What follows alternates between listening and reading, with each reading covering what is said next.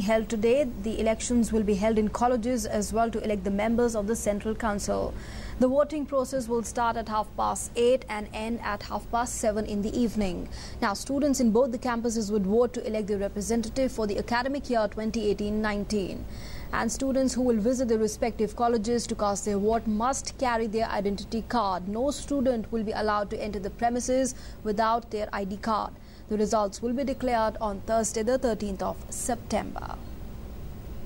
And let's now go across to our correspondent Girish Nishana, who's joining us with more inputs on the DUSU elections today. That's going to begin in around 5 minutes from now. Girish, and it's what we're witnessing this time is going to be a triangular contest in which the fate of 23 candidates is going to be sealed.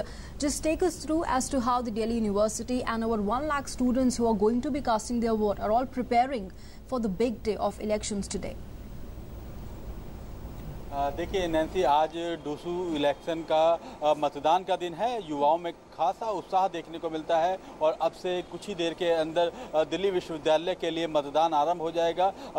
करीब 765 EVM मशीनों के द्वारा दिल्ली विश्वविद्यालय का छात्र संघ का चुनाव आयोजित कराया जा रहा है।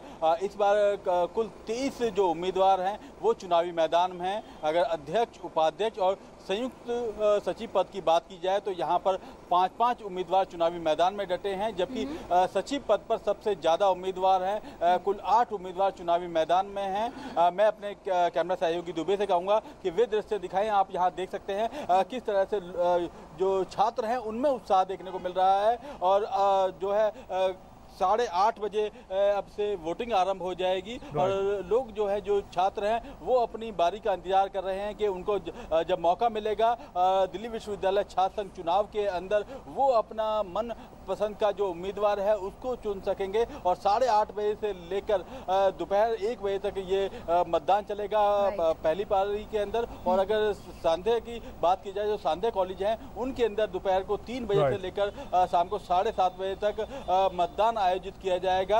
अगर सुरक्षा की बात की जाए नैन्सी और शुभेंदु, तो सुरक्षा के व्यापक इंतजाम किए गए हैं दिल्ली विश्वविद्यालय के अंदर।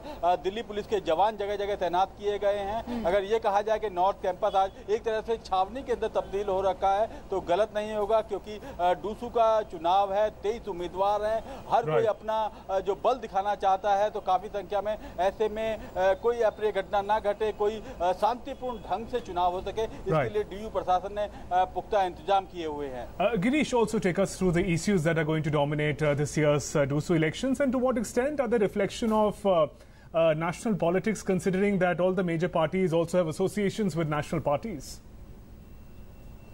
देखिए, बिल्कुल ये छात्र संघ का चुनाव जरूर है, लेकिन कहीं ना कहीं भविष्य की राह या ये कहे जाए कि राजनीति की पहली सीढ़ी यही छात्र संघ चुनाव माना जाता है। तो ऐसे में डूसू की निगाह, डूसू के ऊपर हर किसी की निगाह होती है, क्योंकि यहाँ से जो उम्मीदवार जीत कर आते हैं वो भविष्य के देश के नेता बनते हैं। काफ़ी ऐसे उदाहरण हैं जो दिल्ली विश्वविद्यालय से पढ़कर देश के बड़े नेता और मंत्री तक बने हैं। तो कहीं ना कहीं सबकी निगाह इस पर बनी रहती है। और अगर इस बार अगर बात की जाए तो दिल्ली विश्वविद्यालय छात्र संघ चुनाव के अंदर, डूसू चुनाव के अंदर एबीवीपी के भी उम्मीदवार चुनावी मैदान में हैं, एनएसयूआई के भी हैं और पहली बार सीवाईएसएस जो आम आदमी पार्टी की है उसके उम्मीदवार भी चुनावी मैदान में अपनी किस्मत आजमाने के लिए उतरे हुए हैं।